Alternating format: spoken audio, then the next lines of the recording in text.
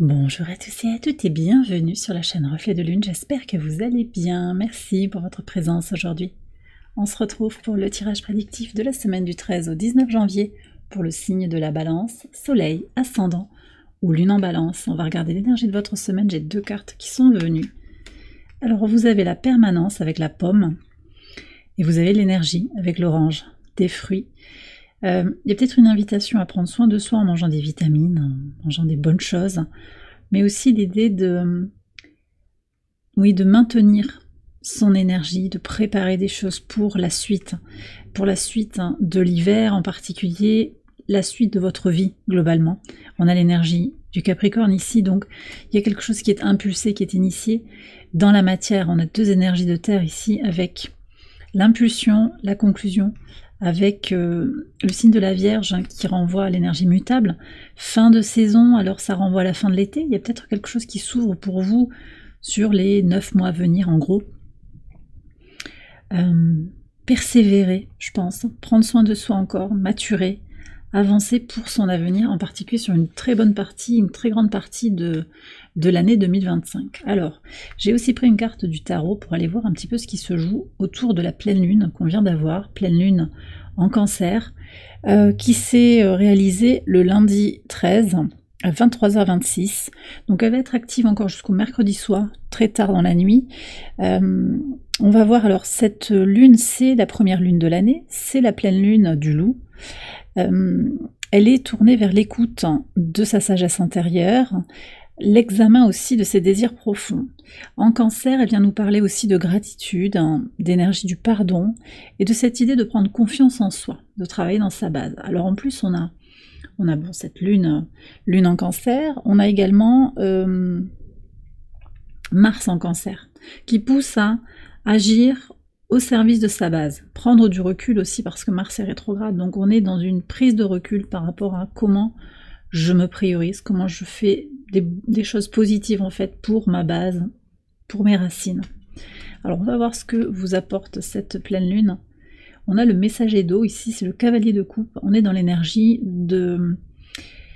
d'amour, de compassion, une envie de parler avec le cœur, de s'exprimer dans sa sincérité, de s'ouvrir, alors de s'ouvrir vis-à-vis de soi-même, d'abord, de se parler avec sincérité, mais aussi d'aborder la vie sous un angle renouvelé, régénéré, un espace d'amour, de paix intérieure. C'est ça que je ressens beaucoup, donc il y a peut-être des remises à plat au moment de cette pleine lune. Et puis juste après la pleine lune, là on est déjà, au moment où je fais le tirage, on est déjà sur des énergies de lune en lion, donc la lune vient aussi au sextile de votre signe vous aider à trouver cette dynamique pour se prioriser, prendre soin de sa vitalité. Encore, il y a des échos comme ça entre Mars qui était en Lion il y a quelques semaines, qui rétrograde en Cancer, comme un dernier rappel pour l'année 2025 de ce que vous avez à faire de fondamental, peut-être par rapport à la famille. Il peut y avoir des choses comme ça, les origines. On en a parlé dans les tirages du mois de janvier aussi, de tout ça. On va voir ce qui vient au quotidien. Alors, sur le lundi 13, vous avez démarré avec la reine de bâton et l'enfant.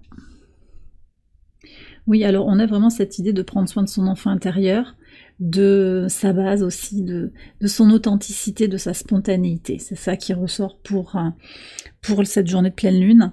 Et puis, possiblement, vous avez, que vous soyez un homme ou une femme, pris soin de vos projets, de vos enfants, de vos proches, de quelqu'un qui a besoin de vous. On a l'idée aussi de rayonner, d'agir avec le cœur. Cette reine de bâton, elle est à la fois tournée vers l'énergie du cœur, mais aussi vers l'énergie d'action.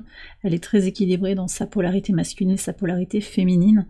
Donc, possiblement aussi, voilà, ce que je ressens, c'est un grand équilibre pour prendre soin de soi, de son enfant intérieur, se connecter à la joie, à la créativité, mais aussi l'idée de prendre soin des autres. Ouais. Ok.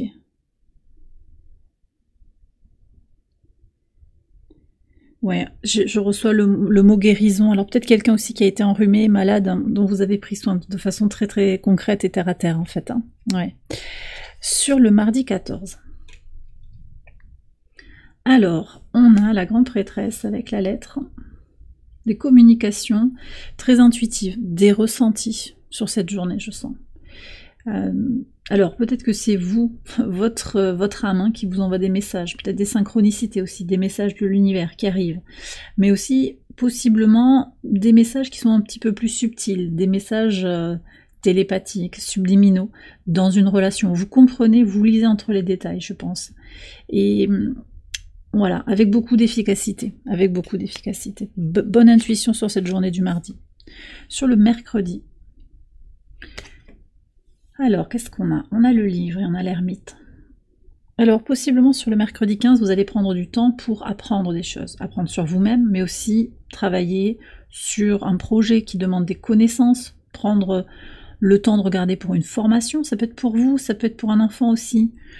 Vous accompagnez quelqu'un, ou c'est vous qui décidez d'entreprendre une formation, de bouquiner, de prendre du temps pour vous. Ce que je sens surtout, c'est une pause en fait. Un temps pour soi, on se met peut-être sous la couette avec un bon bouquin. Voilà, il y a du besoin de prendre du recul aussi par rapport à peut-être à une situation. Ouais. Et donc de s'informer par rapport à cette situation aussi pour avoir les clés de décodage. Sur le jeudi 16 en pivot de semaine, alors vous avez l'as de bâton et le jardin. Alors je ne sais pas si vous avez un rôle public, mais il y a quelque chose qui vient s'officialiser. On va peut-être vous dire aussi, tu rayonnes, t'es beau, t'es belle, qu'est-ce que t'as fait?